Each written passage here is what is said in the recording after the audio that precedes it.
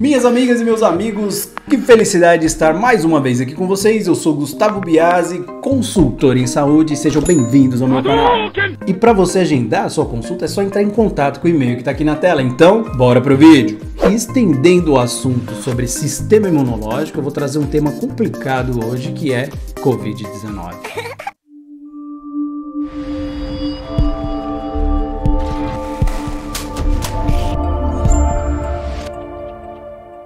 E esse vídeo foi feito baseado em uma série de estudos científicos e tem um deles que eu quero dar ênfase no canal, que é o estudo feito por uma brasileira. E eu dividi o vídeo em duas partes, e é na segunda parte que eu vou dar mais ênfase sobre o trabalho dela. E esse é um estudo de pós-doutorado feito pela pesquisadora Miriane de Oliveira e supervisionado pela Célia Regina Nogueira, financiado pela Fundação de Amparo à Pesquisa do Estado de São Paulo e pelo Conselho Nacional de Desenvolvimento Científico e Tecnológico. E até o momento que eu gravei esse vídeo, os dados do Covid foram 14,3 milhões de pessoas infectadas, 12,6 milhões de pessoas recuperadas e 398 mil vítimas. São 27 milhões de pessoas que já estão vacinadas e 11 que já estão esperando pela segunda dose.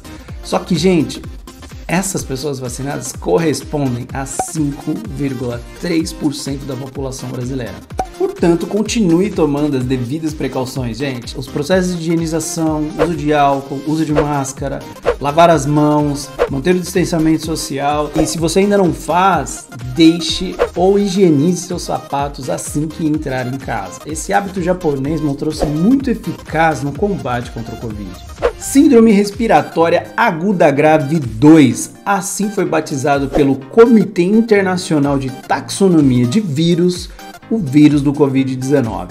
E por que Covid-19? A Organização Mundial da Saúde abreviou o nome Coronavirus Infectious Diseases para Covid. E o 19 é porque o primeiro paciente foi identificado no dia 17/11 de 2019. Em janeiro de 2020, o vírus já foi sequenciado pelos chineses. Isso foi um tempo recorde da descoberta do primeiro paciente para o sequenciamento do vírus. O sequenciamento do vírus é entender como o vírus funciona para aí sim poder fabricar ou produzir uma vacina que possa combater esse vírus. E no Brasil, o vírus também foi sequenciado pela doutora Esther Sabino pelo Instituto de Medicina Tropical da USP, Adolf Lutz. Doença infecto-contagiosa, corona. Por que corona? Porque em 1968, cientistas espanhóis, observando pelo microscópio o vírus, perceberam que ele tinha uma aparência parecida com corona. Perceberam que eles tinham uma aparência parecida com uma coroa. Então, corona. Corona é coroa em espanhol. E com esse dado, a gente já pode perceber o seguinte: o vírus não é tão novidade assim, pelo menos no mundo científico. Mas se o vírus é tão antigo, por que a gente não tem vacina para ele até hoje? Porque até hoje ele não tinha sido tão agressivo igual ele está sendo agora para a humanidade. Tiveram duas situações onde esse vírus foi agressivo. Uma em 2002, com o SARS, onde em 2004 eles já controlaram a doença e atingiu somente 1.000 brasileiros. E a outra em 2012 com o MERS, Síndrome Respiratória do Oriente Médio, que esse vírus dessa vez veio dos camelos e ninguém sabe como foi parar nos seres humanos. Embora o vírus tenha tido uma taxa de 30 a 40% de mortalidade, mesmo assim não foi o suficiente para desenvolverem vacinas, pois o número de vítimas não foi tão expressivo quanto o que temos atualmente. O vírus é classificado como uma zoonose, ou seja, um vírus de origem animal, e assim como o MERS, ninguém sabe qual é a origem exata, né? Os cientistas ainda não conseguiram precisar, foi isso que aconteceu. Sabe-se que o coronavírus vive em grande parte dentro dos morcegos. E a teoria mais aceita é que no mercado de frutos do mar, em Huanan, que fica em Wuhan, na província de Hubei, alguém lá comeu uma iguaria que deve ter sido picada por um morcego. E essa é a teoria que é mais aceita pela sociedade científica. Existem dois tipos de zoonose. Uma que passa do animal para o humano, que é o caso do dengue, da raiva e da leptospirose. E a outra que, além de passar de animal para humano, passa de humano para humano, que é o caso do Covid. O vírus gosta de escuridão, umidade e frio, mas é frio mesmo. A temperatura ideal de transmissão do vírus é 8,7 graus. Por isso que os países frios e no inverno as pessoas têm mais propensão de serem contaminadas pelo vírus. As formas de contágio do vírus são através de gotículas que estejam contaminadas. O espirro é a principal fonte de contágio, porque em um espirro pode conter até 3.000 gotículas. Tosse é outra forma de contaminação. Superfície, o vírus ele vive até 72 horas em uma superfície. Então, se você passou a mão nessa superfície, levou para o olho, para a boca ou nariz, contaminado. E pelo ar, pelo efeito aerosol. O efeito aerosol é o quê? Quando você está em um ambiente fechado, conversando com as pessoas, essas gotículas vão ficando no ar e vai criando esse efeito aerosol. Então, se tem alguma pessoa contaminada nesse ambiente, você também pode ser contaminado. E voltando em superfície, se você pisou nessa superfície, você pode levar o vírus para dentro da tua casa. Então é muito importante que você higienize seus sapatos ou retire eles assim que entrar em casa. Estrutura do Covid. Todo vírus tem em seu núcleo um DNA, que é o caso do H1N1, ou um RNA, que é o caso do Covid. Todo vírus tem uma barreira de proteção em volta do núcleo que é feita de proteína. Mas o Covid, ele tem uma segunda barreira, que eles chamam de barreira S, barreira spike, que são espinhos.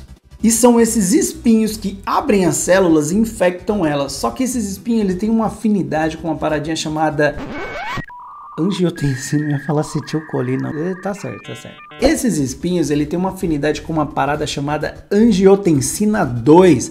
Guardem esse nome que ele vai ser muito importante mais pra frente. E qual a finalidade do vírus? O vírus só tem uma função, se proliferar, só que ele faz isso através da destruição. Ele entra na célula, usa das estruturas dessas células para se alimentar e se reproduzir. E tem duas formas que ele faz isso. A primeira, ele entra na célula, vai se multiplicando, se multiplicando, se multiplicando até a hora que a célula explode. A hora que a célula explode, ele sai, infectam outras células e por aí vai. Ou seja, uma célula deu origem para vários vírus que entram em várias células que dão origem para mais vários vírus e aí você vai ficando doente.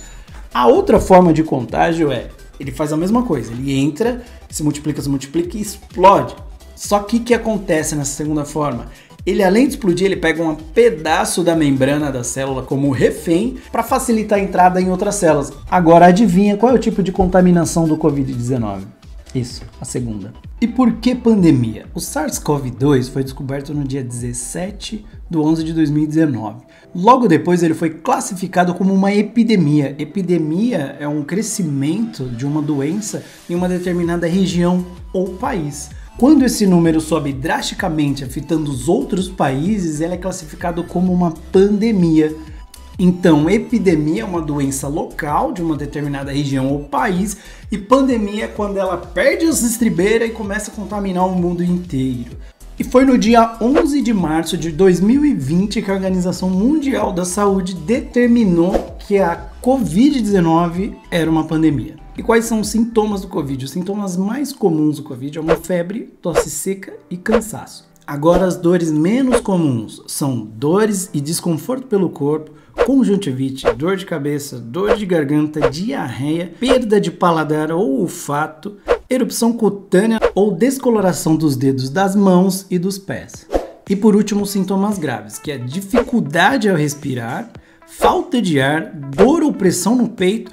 O Covid ele tem duas fases. A primeira fase é a fase leve da doença, que é a fase viral, e a segunda fase, que é onde o bicho pega, que é a fase grave, que é a infecciosa. E é na fase 1 que a gente tem que correr para tratar os sintomas para não deixar evoluir para a fase 2, porque, confia, você não vai querer entrar na fase 2 do Covid, porque é nessa fase que é preciso auxílio de máquinas como os respiradores para a gente continuar respirando, ou seja, você vai estar entubado. Então, quanto mais doente, maior é a inflamação, maior é o processo de liberação de hormônios anti-inflamatórios, e no nosso corpo o principal deles é o cortisol. O cortisol ele vai combater essa inflamação, só que para ele combater a inflamação ele diminui a ação do sistema imune, ou seja, é uma bola de neve. Quanto pior você fica, pior você vai ficar. Então não queira entrar na fase 2.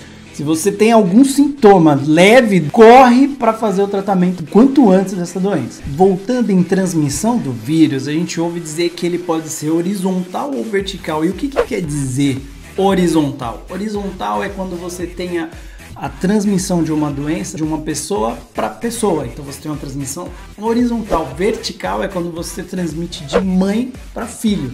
E graças a Deus o Covid não tem essa transmissão vertical. E eles também falam sobre achatamento da curva. O que é esse achatamento da curva? O achatamento da curva está relacionado à velocidade de transmissão desse vírus. É uma manobra que é feita para diminuir a velocidade com que ele se espalha. E essa velocidade de transmissão ela cai em uma função exponencial. Por exemplo, o H1N1 ele tem uma função de 1,5, ou seja, uma pessoa contamina uma pessoa e meia. A tuberculose contamina 15. E o estudo que eu peguei sobre Covid, ele fala que está entre 2 e 3. Mas o que é essa função exponencial? Imagina o seguinte, nós vamos trabalhar juntos a partir de agora. E por 30 dias a gente vai trabalhar junto e eu vou te pagar ao final desses 30 dias. Então eu te dou duas opções. Eu te pago R$1 por dia dentro de uma função exponencial, ou eu te pago 1 milhão no fim do mês. O que você vai escolher? Então vai funcionar assim, no primeiro dia eu vou te pagar R$1, no segundo dia vou pagar 2, no terceiro 4, 8, 16, 32, 64, 128 e por aí vai. E ao longo desses 31 dias, esse R$1 vai ter se transformado em R$2.147.483,65. Faz a conta para ver se não dá certo. E essa conta foi feita com valor 1, o Covid está entre valor 2 e 3. Imagina ao longo de 31 dias vezes 3, a cada dia tendo essa função exponencial, qual é o número de pessoas infectadas? Se você fez essa conta, coloca ela no comentário aí para mim, por favor, valeu? E a função do isolamento social é exatamente essa, achatar a curva de contaminação dessa função exponencial. E é isso aí, pessoal, espero que vocês tenham gostado, compartilhem esse vídeo para que mais pessoas tenham acesso a essas informações. Essa foi a primeira parte do vídeo e não deixem de assistir a segunda parte, que é onde eu vou falar sobre obesidade, sobrepeso em relação ao Covid, o que é irisina e como o exercício físico pode te ajudar no combate contra a doença. Não se esqueça de se inscrever no meu canal para você receber os próximos vídeos, deixa o seu like se você quiser me ajudar de alguma maneira, com 5, 10 reais, o meu Pix está na descrição do vídeo. E é isso aí, galera, muito obrigado, um beijo, nos vemos nos próximos vídeos, tchau!